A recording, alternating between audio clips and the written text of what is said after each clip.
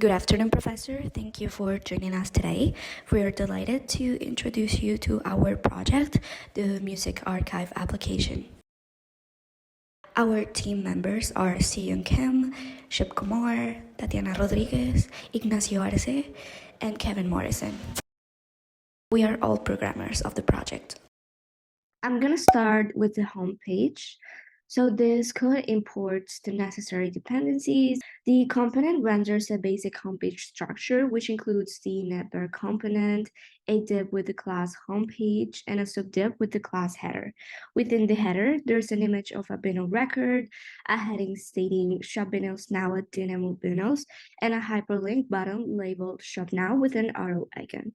The homepage component is set to export as the default export from this module, making it available for use in other parts of the application. And we have here the CSS, and it creates an interactive arrow element that is going to be used in conjunction with the navigation element. Now, moving on to the navbar, this also imports the necessary dependencies. So within the navbar component, there is a state variable is logged in, initialized to false using the useState hook. The useEffect hook is utilized to check if there is a user item in the local storage, and if present, it sets the is logged in state to true. The component renders a navigation bar with the language selection dropdown, the application name, Dynamo Vinyls, and a set of navigation buttons. The buttons include vinyls, and depending on whether a user is logged in or not, it displays either my profile and sign out for logged in users, or log in and sign up for users who are not logged in. The handle logout function is defined to remove the user item from local storage and set is logged in to false when the sign out link is clicked. The navbar CSS styles a web page navigation bar using Flexbox for layout. Now, this vinyls component is a React functional component responsible for displaying a collection of vinyl records. It begins by importing necessary dependencies. Within this component, state is managed using the useState hook, initializing the vinyl state variable as an empty array. The useEffect hook is employed to fetch data from the API when the component mounts. The fetch function is used to make a GET request to the specified API endpoint, which is this one. The response is converted to JSON, and the resulting data is used to update the vinyl state with set vinyls data. The useEffect has an empty dependency array, ensuring it only runs once during the component's mounting.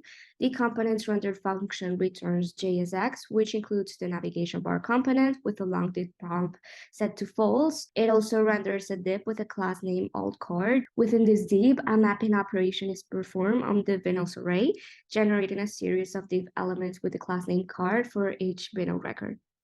Each card contains an IMG element displaying the album cover and various elements presenting information such as title, singer, category, price. And finally, this vinyls component is exported as the default export of the module, and its styling is here.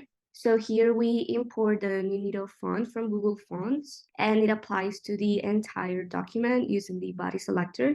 These styles are for displaying cards representing albums or songs, ensuring a consistent and visually appealing format. So I'm going to start with the logging JSX file, the page for the login. This JSX file imports the necessary modules and assets at the beginning. The useState hook from React is used to manage state within the component, and useNavigate from React Router DOM is used for navigation. An image is also imported.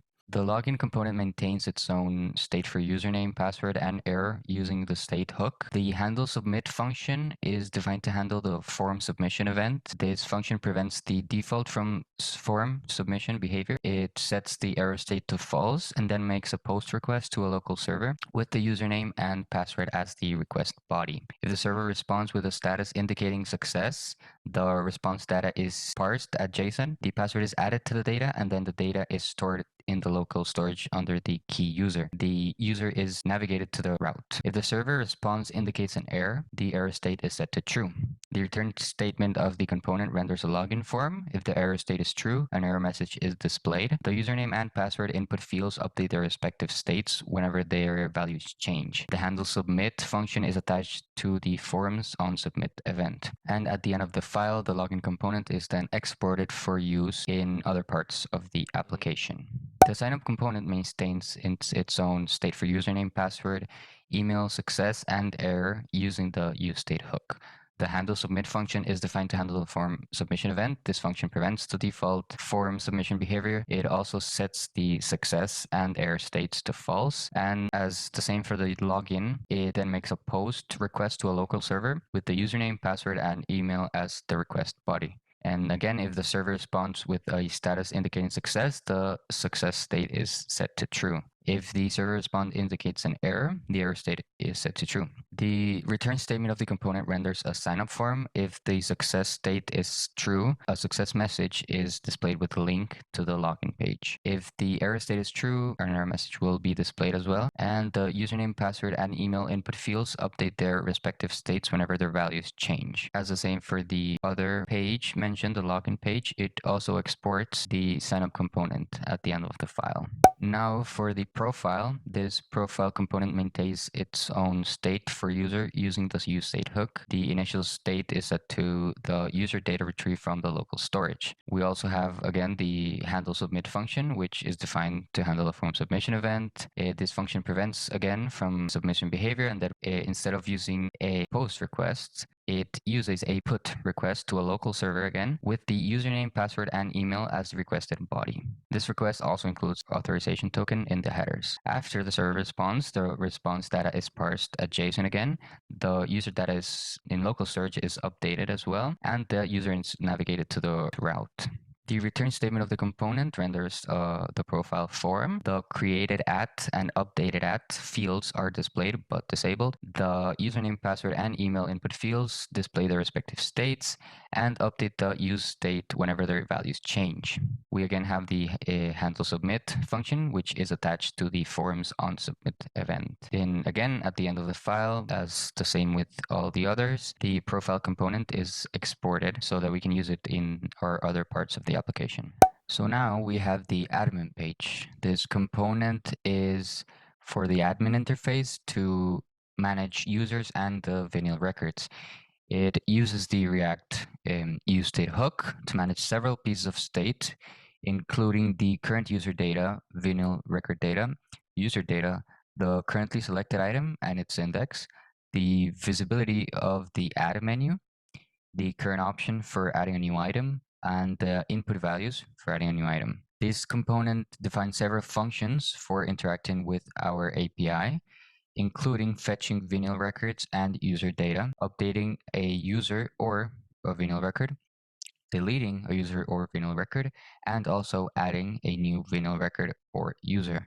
The use effect hook is used to call the fetch function when the component mounts, ensuring the initial data is loaded correctly. Now we go to the app.js, which imports the necessary modules and pages at the beginning. Routes and browser route components from React Router DOM are used for routing. We also have the 5-page components, the homepage, login, signup, vinyls, and profile are imported as well at the beginning of the file. The app components return a browser router component that wraps routes component. This component contains 5 route components, each representing a different path in the application. And each route component has a path drop that specifies the URL for the route and an element prop that specifies the component to render when the route is matched. So this is it right here. Now we go to the config.js. This is a pretty simple document. It imports 2 configurations objects from config.dev and config.prod files located in the utils directory. It checks the node environment variable to determine if the application is running in a development environment. If node environment is equal to development, then is development will be set to true. Otherwise, it will be false. And finally, index.js, it uses the React DOM.create root method to create a root React container at the DOM node with the ID root. This is typically for our div elements in our JSX file. It then calls the render method on the root container to render the app component. This is where the React application basically starts its lifecycle.